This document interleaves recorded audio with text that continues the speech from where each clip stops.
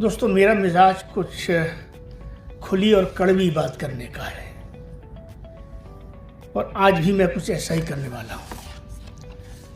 जज्बाती तकरीरों का दौर जा चुका, शेर व शायरी का वक्त लद चुका। ना वक्त है संजीदगी का, संजीदगी से सोचने का, जिसके लिए आपने जो सब्जेक्ट रखा है, 1 मिनट उस पर अपनी बात कह के फिर आगे बढ़ता हूँ। आपका सब्जेक्ट है societal challenges and bridging initiatives, और ब्रिजिंग जिसको कहते हैं। ये ब्रिजिंग क्या है? देखिए, 4 जुलाई 2021 को सरसंघचालक जी ने मेरी एक बुक, जिसका टाइटल था the meeting of minds, a bridging initiative, जिसका हिंदी अनुवाद था, क्योंकि बुक 3 लैंग्वेजेस में आई, वैचारिक समन्वय, एक व्यवहारिक पहल। जिसका उर्दू वर्जन था ज़हनी व फिक्री हम आहंगी, जुस्तजू व आरज़ू। ये जो दाएं से बाएं से, साइकोफेंसी से, फ्लैटरी से, सेल्फ सीकिंग से जो हम बातों को रखते चले आ रहे हैं, रिजल्ट क्यों नहीं मिल रहा हमें? हमारी बात क्यों नहीं सुनी जा रही? हम एज ए सोसाइटी क्यों श्रिंक करते चले जा रहे हैं? क्यों इररिलेवेंट होते चले जा रहे हैं? सोचना पड़ेगा, जिसके लिए सबसे पहला काम, सबसे पहली और कड़वी बात जहां से शुरू करना चाहता हूं, वो ये है कि as a community across the board, let us accept, हाँ sir, let us accept we have been wrong, we have gone wrong, and we have committed blunders one after the other, and we are constantly and continuously repeating those blunders with full strength, vigor and vitality, and then we complain कि सब हाशिए पे लग गए। हम हाशिए पे किसने लगाया? हाशिए पे तो हम खुद लगा रहे हैं अपने आप को। इसलिए ये वो चंद सवाल हैं जिन पे हमको गौर करना चाहिए। मुश्किल होता है अपनी गलती को तस्लीम करना, लेकिन there is a point, there is a time, there is a moment where you should muster the courage and conviction to accept your follies and blunders. This is the moment. पहली बात। दूसरी बात, क्योंकि यहाँ मिक्स्ड ऑडियंस है, मेरी कोशिश होगी कि मैं तीनों ज़बानों का इस्तेमाल करूँ। मेरे लिए तीनों अल्हम्दुलिल्लाह बराबर हैं। हम एक फिक्री हैजान का शिकार हैं। हर शख्स के पास मसले का हल है, मगर मसाइल वही खड़े। हर शख्स के पास क़यादत का भूत मौजूद है, मगर क़यादत कहीं भी नहीं। हर जगह एक ही बात हो रही है। मेरी 68 साल की उम्र है, कितने का लगता हूं मुझे नहीं मालूम, लेकिन बचपन से आज तक मुसलमानों के मसाइल, मुसलमानों के तालीमी मसाइल, मुसलमानों के इक़्तिसादी मसाइल, मुसलमानों के समाजी मसाइल, मुसलमानों के दीनी मसाइल, मुसलमान मुसलमान मुसलमान मुसलमान, ये हमने शुरू किया तो किसी ने हिंदू हिंदू हिंदू हिंदू करना शुरू कर दिया। गलती है कि नहीं है? हमने सिखाया। पूरी जिम्मेदारी से कहता हूं, जब मेजॉरिटी कम्युनिटी में एक पर्टिकुलर सेगमेंट पॉलिटिक्स का, जिसको बीजेपी आरएसएस कहा जाता है, जिसको पूरे तौर पर संघ परिवार कहा जाता है, जब वो हिंदू की बात करता था तो इस मुल्क की ओवरवेलमिंग मेजॉरिटी उसको अछूत मानती थी। उसको अनटचेबल मानती थी, उसके अगेंस्ट वकील बनकर भी खड़ी होती थी और जज बनकर भी खड़ा होती थी। हमारे इंस्टीट्यूशंस भी उसी के साथ खड़े होते थे, हमारा मीडिया भी उसी के साथ खड़ा होता था। हमने इमामों के जरिए, मस्जिदों के जरिए, खानकाहों के जरिए, पगड़ियों के जरिए, इमामों के जरिए, टोपियों के जरिए हमने इस मुल्क में सियासत शुरू की है। फिर उसके बाद आज भी मेजॉरिटी कम्युनिटी में संत और साधु समाज के हाथ में हिंदुस्तान की राजनीति नहीं है। संबंध हो सकते हैं। मेरा कहना यह है, जिसका जो काम है, वकील अपना काम करे, जज अपने काम करें, इंटेलेक्चुअल अपना काम करे, उस्ताद अपना काम करे, रिफॉर्मर अपना काम करे, पॉलिटिशियन अपना काम करे, वर्कर अपना काम करे, आम लोग अपना काम करें, मजहब के लोग मजहबी काम करें, सारे काम वही करेंगे। कैसे होगा? 5 वक्त की इमामत की जिम्मेदारी है, 4 वक्त गायब है, यहाँ मुलाकात, वहाँ मुलाकात, फला जगह मुलाकात। गौर करिए, समझने की कोशिश करिए, क्या वजह है, क्या मजबूरी है, किस तरह चल रहे हैं हम। थोड़ा सा और आगे चलिए। गलती, इसके नतीजे में क्या हुआ है, मुख्तसर वक्त में बात करनी है क्योंकि बहुत लोगों को बोलना है। लोग घबराते हैं बाबरी मस्जिद पे बात करने से, मैं आज भी करता हूं। मैंने अभी आपसे जिक्र किया 4 जुलाई 2021 का। मैंने तो सारी जिंदगी ब्रिज इनके लिए गुजारी है और आगे भी उसी तरफ गुजरने वाली है। ये जो पुस्तक किताब लिखी, जब कोरोना हो रहा था, सब घर में कन्फाइंड थे, मैं भी था, तब मैंने इसकी शुरुआत नवंबर 2019 में की। फिर उस एग्जाम्पल पे आऊँगा जिस पे मैं लाना चाहता हूँ आपको। 3 पार्ट हैं बुक के। First part 1857 to 1920, 1920 to 1947, 1947 to 2021। इस पीरियड में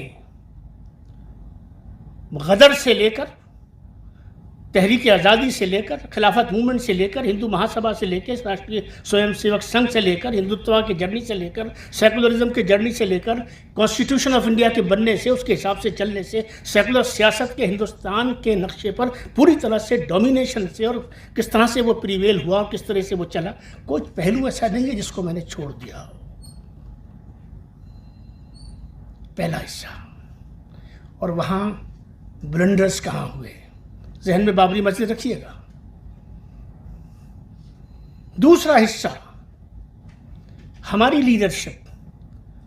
आई have never been a leader of my community, I have no illusion. I have been a pleader of the community wherever I could perform that role, nor I have any intention to be the leader of the community. Sorry.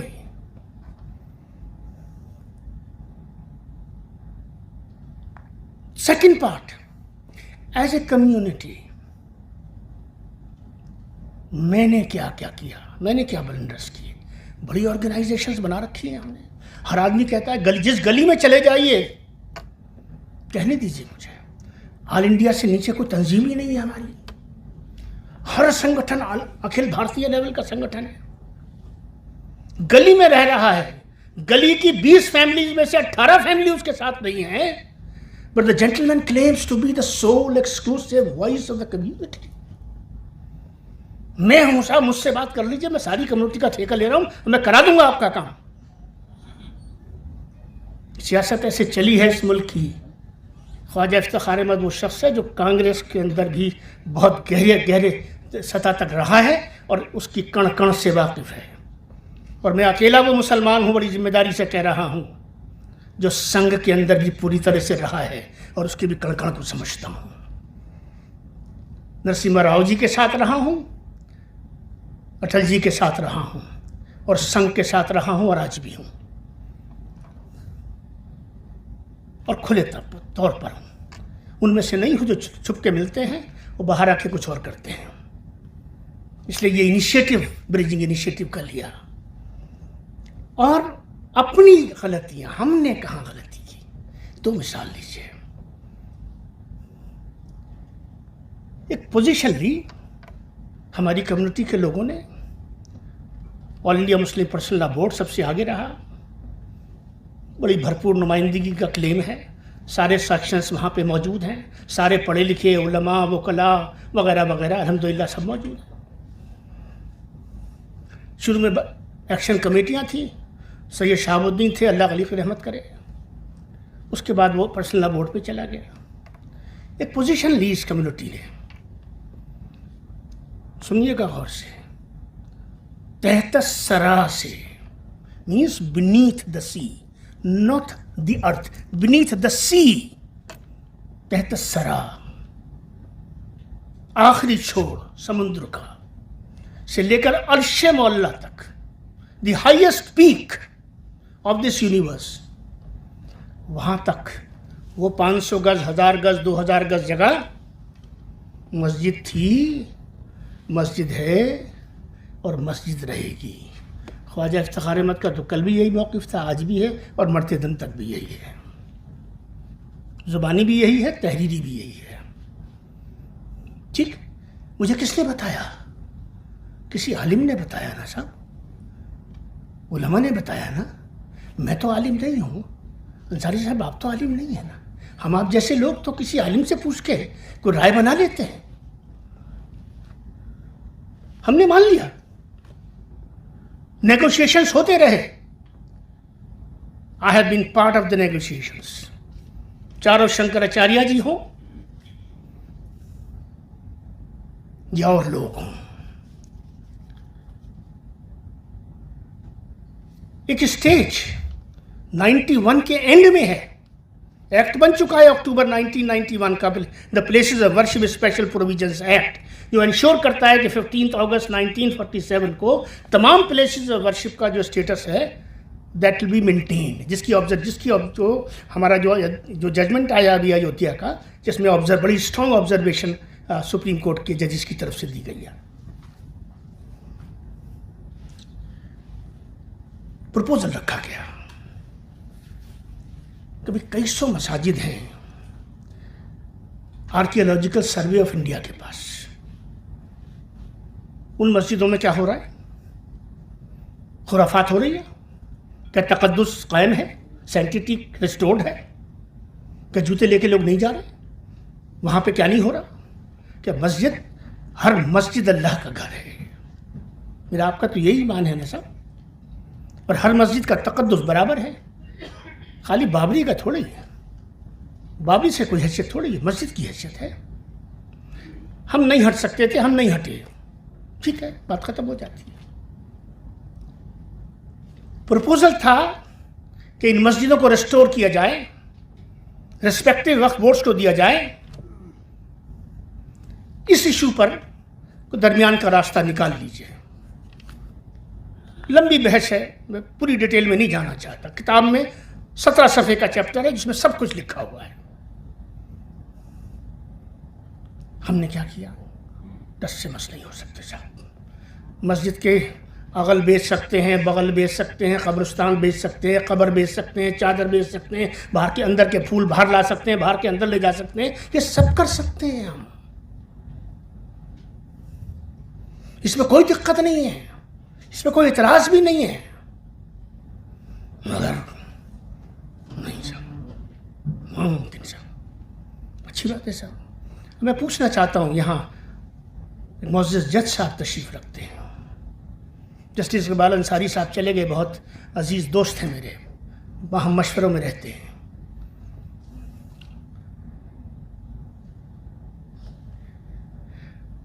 फैसला आ गया, हम सब ने कबूल कर लिया। Supreme court के फैसलों को कबूल करना एक कॉन्स्टिट्यूशनल ऑब्लिगेशन भी है, जिम्मेवारी भी है। हमने सब ने एक्सेप्ट किया, मसला ख़त्म हो गया, खुशी की बात है। लिया क्या? सवाल है 1473 हिजरी चल रही है, ठीक है साहब। इस्लाम 1473 पहले जो आक़े नामदार मोहम्मद रसूलुल्लाह सल्लल्लाहु अलैहि वसल्लम हमें दे गए, क़यामत तक नहीं बदलेगा। यही मान है ना।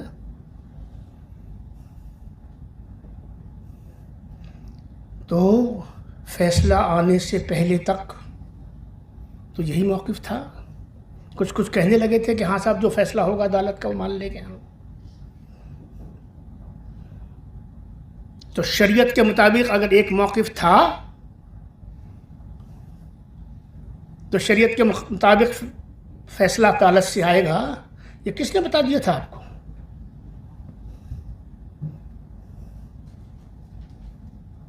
अगर आप 30 मील दूर, कड़वी बात है, 30 मील दूर मस्जिद की जगह ले सकते हैं और उस जगह को छोड़ सकते हैं। अगर इसकी गुंजाइश मौजूद थी तो फिर काहे को ये हज़ारों मरवा दिए, लाखों बेघर करा दिए, काहे को इस कौम का बेड़ा गर्क कर दिया, क्यों हमको यहाँ लाके खड़ा कर दिया? और जिसको रोक रहे थे, आज तक रोक रहे हो, उसको कहाँ पहुंचा दिया? मेहनत उधर नहीं है, मेहनत इधर है।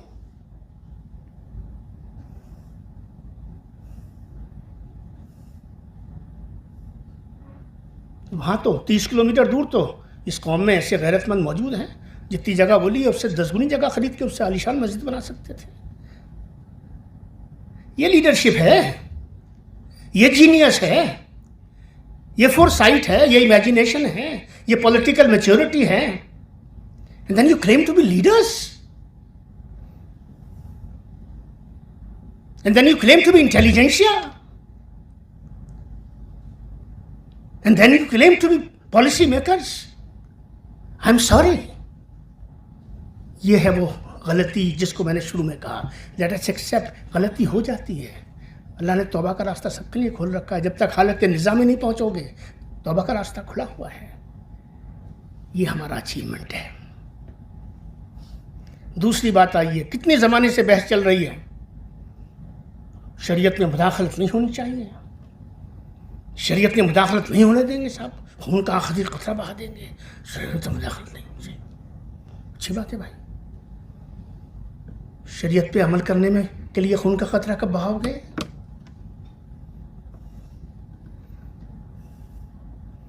मस्जिद में नमाज पढ़ने नहीं जाओगे, ईंट पे सारा खेल खेलोगे?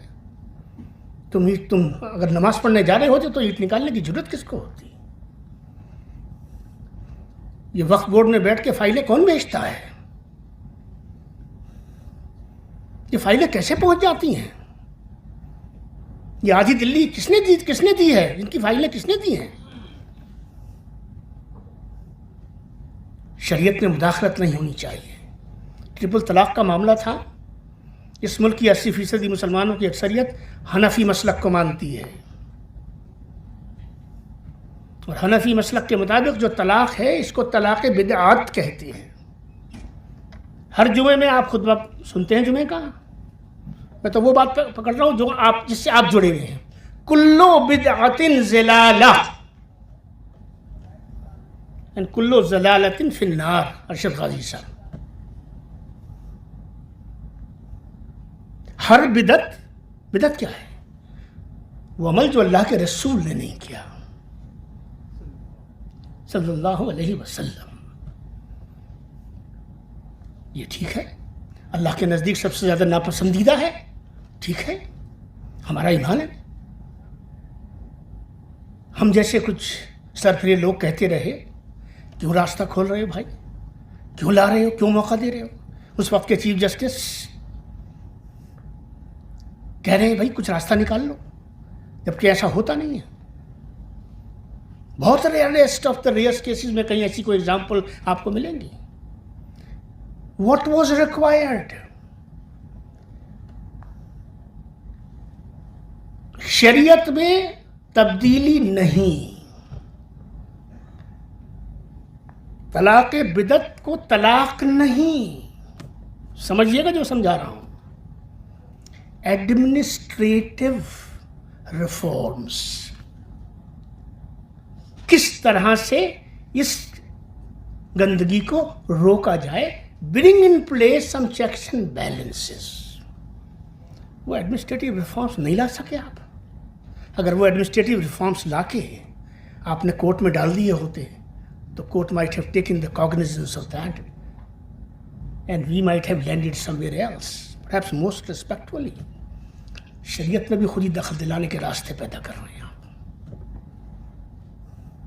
इसलिए दोस्तों मैं कहना चाहता हूँ, हमारा मसला तालीम का नहीं है। वो वक्त चला गया जब मेरी कौम में तालीम की बेदारी नहीं थी।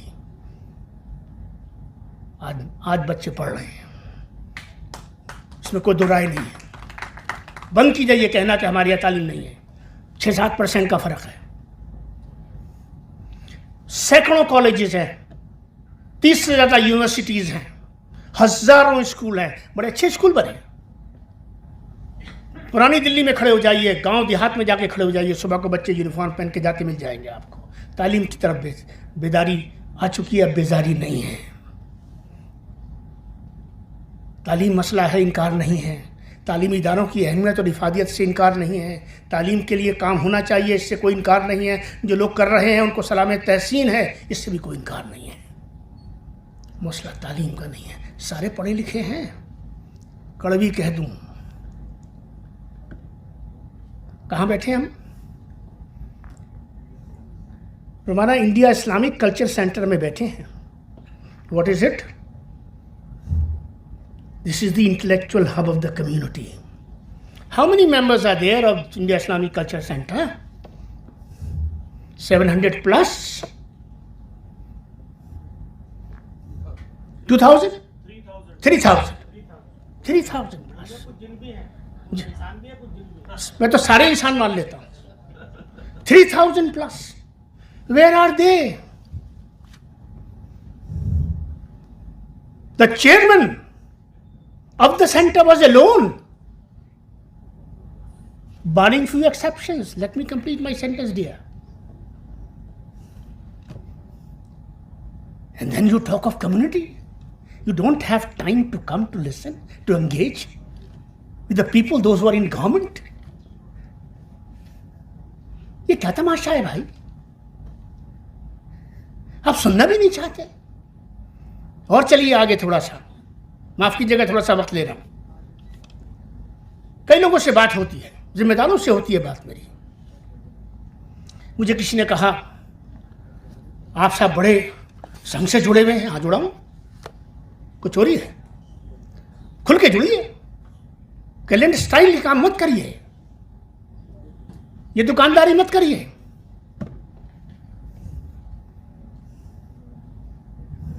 ऐसा है, अगर ख्वाजा साहब आप ये 3 काम करवा दें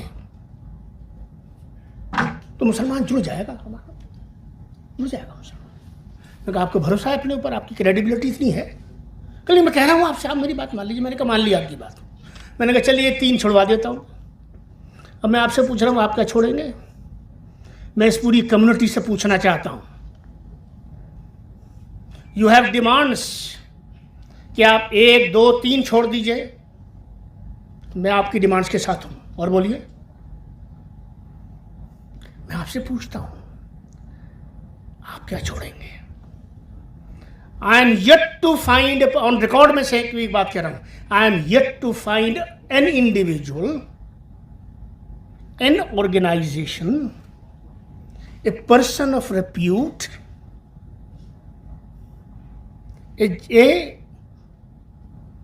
an alim of repute, all our religious institutions together, they are yet to tell me कि हम ये छोड़ने को तैयार हैं। ये दुनिया है दोस्तों। आप डिक्टेशन ही करेंगे सिर्फ? कहीं तो कुछ गुंजाइश पैदा करेंगे कि नहीं करेंगे? मैं कोई गुंजाइश पैदा नहीं करूंगा, मैं कुछ नहीं छोड़ूंगा, मैं जैसा हूं वैसा रहूंगा। मेरी शराइत के साथ, ऐसा मालूम होता है जिससे मैं हाकिम हूं, मेरी शराइत के साथ अगर आप तैयार हैं तो ठीक है, वरना देख लूंगा। बात को क्लोज करता हूँ। मेरे पास तो 4 घंटे का मवाद है, लेकिन बट मैं 1 मिनट में क्लोज कर रहा हूँ। Thank you so much. मैं कहना ये चाहता हूँ, एक बड़ी बुनियादी बात, डिफीट संघ और डिफीट बीजेपी, ये हमारी स्ट्रेटेजी है। पूरी ताकत लगाते हैं। अपील, वो लोग जिनके मजमू में लाखों लोग आते हैं, इनको ये गलत फहमी है कि हमारे कहने से ये हो जाता है, हमारे कहने से वो हो जाता है। भाई किसी को भी हराओ, क्या फर्क पड़ता है? अगर हराते हराते तो जिताते आ रहे हो, गौर करना जरा।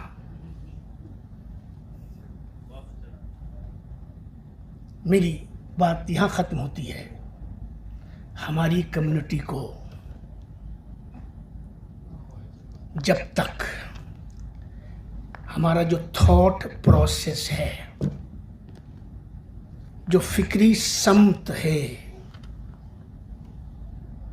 जो ट्रैक ऑफ आइडिया है, आइडियाज है, जब तक उसमें आप कुछ यू टर्न नहीं लेंगे,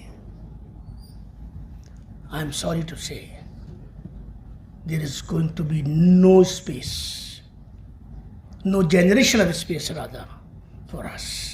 सोचिए, गौर करिए। अब तक अगर सब कुछ सही था, इनके आने से पहले जुमला सख्त है, अगर खिलाफत राशिदा का दौर था, इस मुल्क में खिलाफत चल रही थी इनके 7.5 साल से पहले, जिसकी आप पे बहुत सारे लोग दुआ करते हैं, वो आ जाएं साहब, सब ठीक हो जाएगा। बस एक वाक़या सुना के जगह ले रहा हूँ। Mrs Indira Gandhi is the prime minister of India. इस मुल्क में हम नॉन अलाइनमेंट के बाप हैं। नॉन अलाइनमेंट समिट कॉन्फ्रेंस है न्यू दिल्ली में। 46 हेड्स ऑफ स्टेट्स और heads of governments new Delhi में फिजिकली प्रेजेंट हैं। इनॉग्रल सेशन है, मोहतरमा खिताब कर रही हैं, जिसकी दुआ कर रहे हो ना आप लोग, वो आ जाएं। आसाम नीली में, मैं वो फिगर कोट करता हूं जो गूगल पे अवेलेबल है, जो रिकॉर्ड में अवेलेबल है। ये तो लोग बहुत लंबी फिगर अटेंड करते हैं। 3011 गांवों से मुसलमानों को बदर किया जाता है और 3000 मुसलमानों को कत्ल किया जाता है इस गुनाह पर। कब किया जाता है? 46 मुस्लिम हेड ऑफ द स्टेट्स यहाँ बैठे हुए हैं। उनकी मौजूदगी में आज का नौजवान, आज का 40-45 साल का बच्चा ये समझ ले, तुम इन्हें लाना चाहते हो। मेरा कहना इतना ही है, एंगेज करो। मैं कोई वकील नहीं हूँ संघ का, न कांग्रेस का। मेरे बेहतरीन रिश्ते कांग्रेसियों से कल भी थे, आज भी हैं। संघियों से कल भी थे, आज भी हैं, आगे भी रौनक रहने वाले हैं। Thank you so much. ठीक है, बहुत शुक्रिया। Thank you so much sir. सोचिए, कम्युनिटी को आईना दिखाने का काम किया है। बहुत शुक्रिया, बहुत शुक्रिया।